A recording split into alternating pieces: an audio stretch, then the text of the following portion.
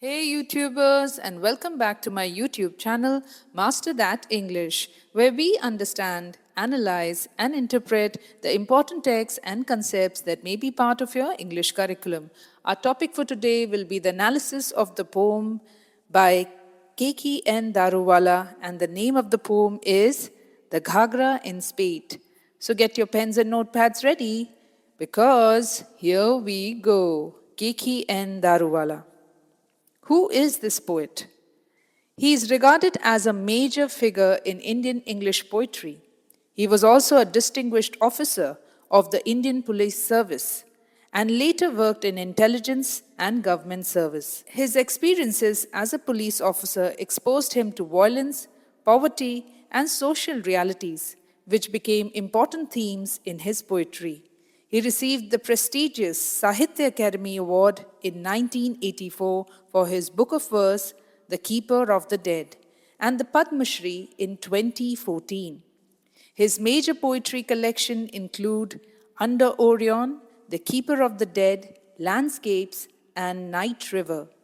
Like Mahapatra and Shiv K. Kumar, he appeared in the Indian poetic scene in the 1970s and has 8 collections of poems in his credit.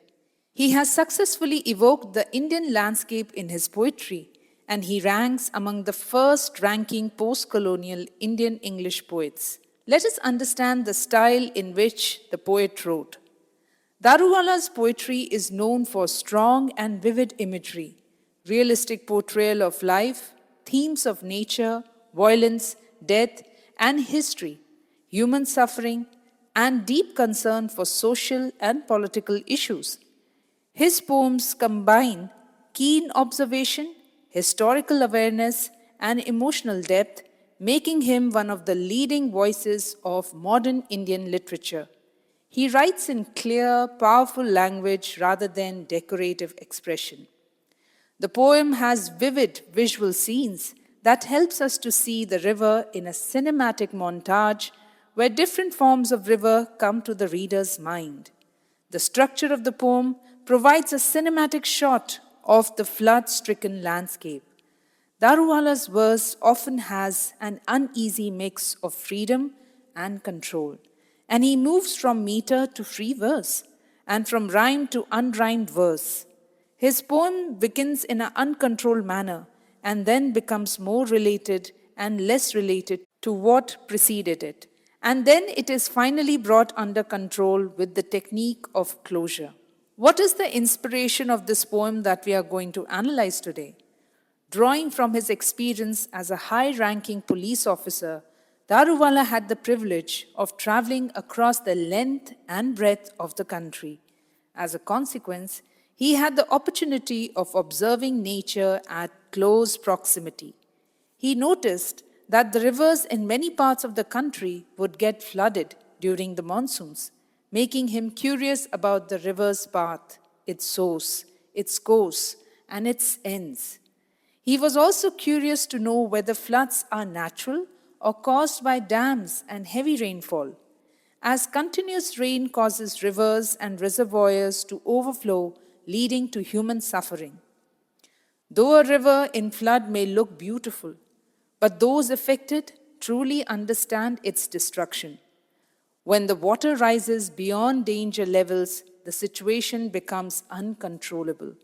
At such times, even the poet feels helpless, and only the Vedic gods Varuna and Indra could salvage the situation. Let us understand this poem with a short summary. Daruwalla describes the Ghagra River when it is in the flood, in Spate, showing its violence and uncontrollable nature. At the beginning, the river is swollen, fast, and dangerous due to heavy rains. It overflows its banks and threatens nearby land and life. The poet presents the river as a powerful and destructive force, showing how nature can suddenly turn fierce. The river is personified with human qualities like anger and intent. The strong imagery of rushing water and noise and destruction help the reader to clearly visualize the flood. The poem also creates a sense of fear and tension. Humans appear small and helpless against the river's flow and highlighting the theme of man versus nature. The juxtapositioning of normal life and the chaos caused by the flood shows how quickly stability can be destroyed. Overall, the poem emphasizes the immense power of nature, its unpredictability, and the vulnerability of human life in front of it. Let us begin with stanza 1, which starts with, and every year the Ghagra changes course, turning over and over in her sleep. In this line, the line, every year the Ghagra changes course, means that the river does not stay in one place. It repeatedly keeps changing its path. The phrase turning over and over in her sleep personifies the river to a woman who is restless as she cannot sleep. This restlessness of the river is caused due to all man-made created environmental changes. This can be justified with the concept of butterfly effect, which is associated with Edward Lorenz, or the chaos theory, where a tiny cause like a butterfly flapping its wing can eventually lead to a large-scale disaster in some other location. Similarly, the river Ghagra's restlessness begins with minor upstream factors like rainfall, melting snow, or shifts in current. These small changes trigger into a violent, destructive flood that reshapes entire landscapes, affecting the lives of the people living near the river as they are trapped in a cycle of loss and rebuilding. In this way, Daruwalla sensitizes the readers to the adverse consequences of human action on the environment by showing nature as a complex, unpredictable system in the form of the river Ghagra in a destructive form. As the river is a symbol of human emotions, showing how suppressed tension can erupt. In stanza 2, which starts with, in the afternoon she is a grey smudge exploring a grey canvas. When dusk reaches her through an overhang of cloud, she is overstewed coffee. At night she is a red veil across the spine of the land.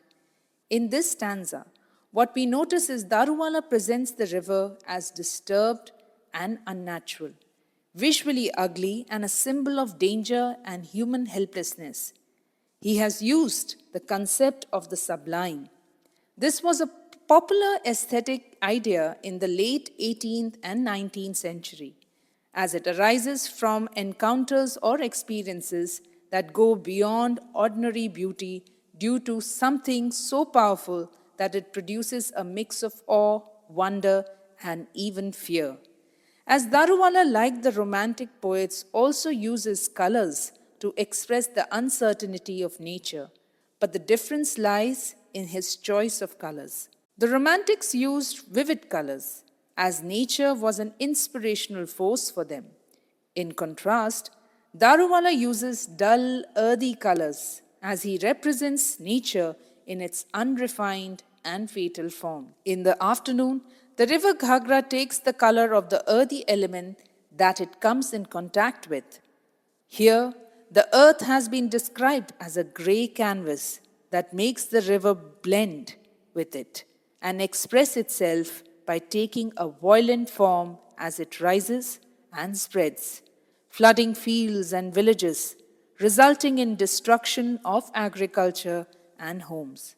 Daruwalla also employs the color theory to show how the color of the river changes in the dusk, where the dull orange color of the sun reflects on the gray surface to transform into coffee brown. This color highlights the gradual rising force of the river as it keeps getting muddier as it erodes the soil.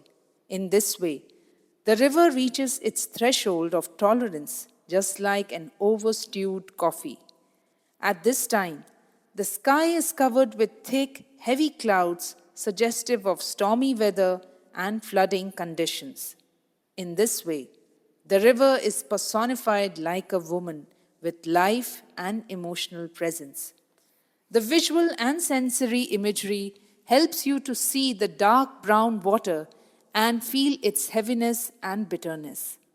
At night, this imagery becomes more intense because shapes blur and the river looks like a red, inflamed wound, suggesting injury and pain. The color red here is reflective of danger, injury, and violence. The poet has compared the land to a human body, and the river is like its backbone or spine.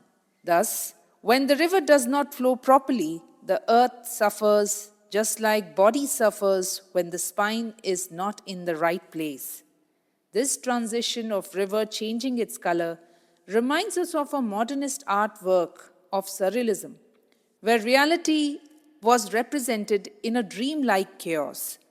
The painting that I am reminded of is by Eduardo Barrios, titled The Flood, a series of oil paintings that explore the environmental upheaval in the form of an apocalyptic dream and biblical catastrophe.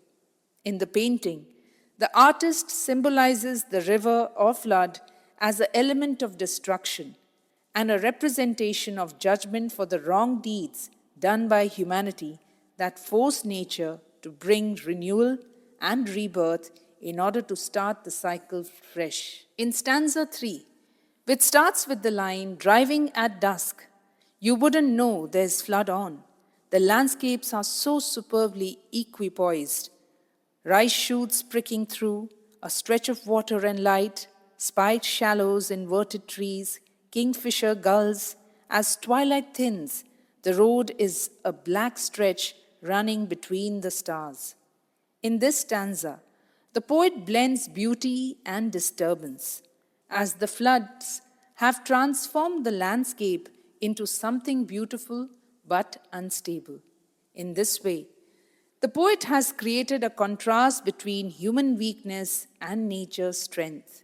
The use of literary devices creates sympathy for villagers and realism in the form of real flood situations in North India. Daruwalla is hinting at the power of rejuvenation of the earth.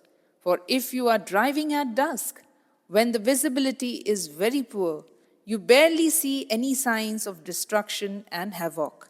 There is no evidence of any flood. You see a perfectly balanced landscape with the land, river, and sky calm and stable, peaceful in its scenic beauty. The word superbly equipoised suggests peace, but the reality is the impending chaos and destruction. As this calmness is misleading and ironic, as the landscape may look balanced, but underneath the river is sullen and dangerous as floodwaters are about to disrupt everything. So the balance is actually temporary and fragile. It is indicative of the butterfly effect, where tiny variations in environment do not predict the big changes ahead. As the still, composed scene heightens the shock when we realize the hidden threat. The scene described as a visual treat for the eyes as you notice the young rice plants pushing through a stretch of water. The word pricking suggests that the rice plants are delicate, but also sharp enough to push through the difficulty, implying that the land is submerged, but the crops are still resilient, symbolizing hope and survival. Due to the water, the reflection of the trees appears upside down, giving the trees a harsh, spiked appearance. With the light falling on them, the birds like kingfishers and seagulls add life and movement. These birds are associated with water reinforcing the flood settings. Their presence contrasts with human suffering. Nature continues as usual. As the evening changes into night, a road appears dark and long in dim light. It appears to be partly submerged or isolated, symbolizing difficulty or uncertainty. The road seems to lie between reflections of stars in water and actual stars in the sky. This creates a surreal image. The road appears suspended between two skies, road running between the stars. The use of this metaphor suggests that the road is caught between the two worlds, which is the earth and sky, that could be the reality and illusion. Nature is shown as resilient, as rice shoots are growing. Indifferent birds continue normally, and a distorted reality in the form of inverted trees and star-filled water. All this highlights the duality of nature, as the outward beauty is not reflective of the inner violence. The idea of danger here reminds of the concept of sublime, where the romantic poets of the 19th century saw the force of nature as an escape from the dull and facade of the urban city life. However, in this poem, Daruwalla presents nature in its unfiltered form and helps the human mind in developing a mature perspective by seeing both sides of the coin. In stanza 4, which begins with, "And suddenly at night the north comes to the village, riding on river back. 20 minutes of nightmare spin and fear turns phantasmal as half of the street goes churning in the river belly. If only voices could light lamps, if only limbs could turn the rafted bamboo." In these lines, the river is compared to an animal force, as the river behaves like a wild creature, dangerous and untamed, suggesting that nature cannot be controlled, as the river has its own will and energy. The wild animal is the extended metaphor for the river. The river has been personified with intention and movement. The kinetic imagery creates a strong sense of motion as flood arrives unexpectedly at night, symbolizing danger, helplessness, and lack of visibility. The flood waters are personified as an inwarding force from the north attacking the village. In this way, water becomes a powerful creature like a horse causing destruction. The comparison of the river to a living beast creates a visual imagery of unstoppable movement, building a sense of sudden invasion and helplessness. Flood has been used as a metaphor for nightmare, as the destruction happens very quickly. In just 20 minutes, the nightmare spin suggests chaos, confusion, and terror, like being trapped in a bad dream. Fear becomes phantasmal, that is, ghost-like and unreal, as the situation is so terrifying that it feels unreal like a hallucination. This shows the psychological shock as people cannot process reality. In this situation, the people desperately cry for light lamps, as light lamps symbolize hope, rescue, and survival. The poet has used anaphora in the form of repetition, with the word "if only," to turn the lines into a powerful expression of desperation, impossibility, and collective anguish during the flood. Another desperate wish is reflected by people's desire to transform their limbs into bamboo shafts so that they can float and save themselves. Such an impossible transformation to become objects just to survive intensifies the human desperation. This reference to light lamps and bamboo shafts reminds me of an intertextual reference found in the Bhagavata Purana, Book 10, which narrates Krishna's birth and Vasudeva's journey across the flooded Yamuna, where water functions as a medium of transition from danger to survival. Such an impossible feat was possible only due to the strong faith of Vasudeva in the Satyuga. However, the lamplights and bamboo shafts are not working as motives of survival in calamities of this nature, as faith in divine grace is missing in the Kali Yuga. In stanza 5, which starts with, "And through the village and the Ghagra steers her course, thatch and dung cakes turn to river scum. A buffalo floats over the rooftop where the men are stranded. 3 days of hunger and our udders turned red-rimmed and swollen with milk extortion." In this stanza, Daruwalla has used imagery to highlight the destructive force of river, giving it attributes of a beast that destroys all comforts of mankind that include the basic survival needs like food, clothing, and shelter. The dung cakes that supports the life of the rural man in multiple ways is now reduced to scum. If you see the significance of the dung cake, it firstly provides fuel to cook food. It also helps to keep them warm in the winter nights. Similarly, the kettle in the form of a buffalo are floating on the rooftops with the men who are stranded there without food since 3 days.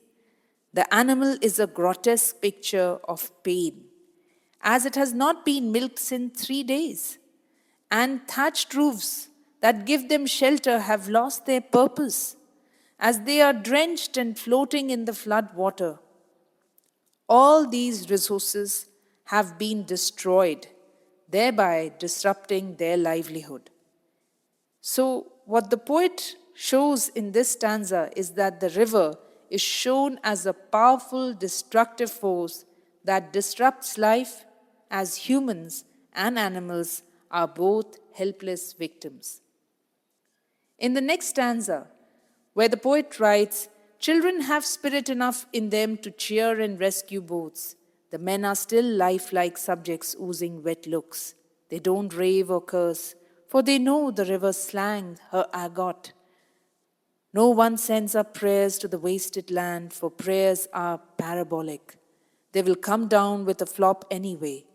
Instead, there's a slush stampede outside the booth, where they are dueling out salt and grain." These lines continue the flood scene of the Ghagra River, but now the focus is more on human reactions, especially the contrast between two generations, the children and the adults who stay in this location.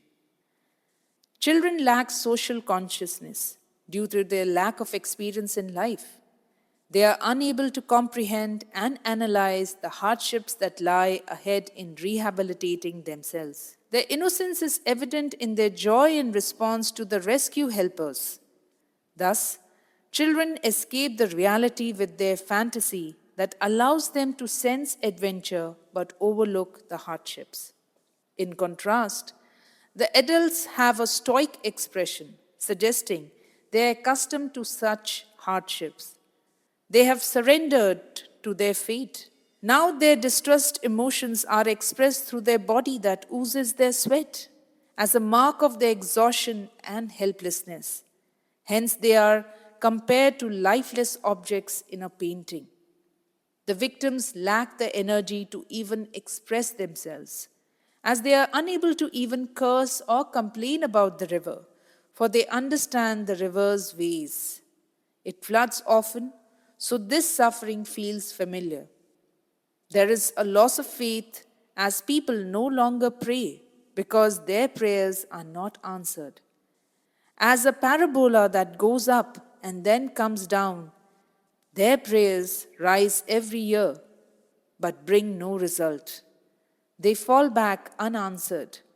This shows disappointment and hopelessness. Finally, people rush through the mud to get basic relief supplies like grain and salt, reflecting poverty and survival struggle.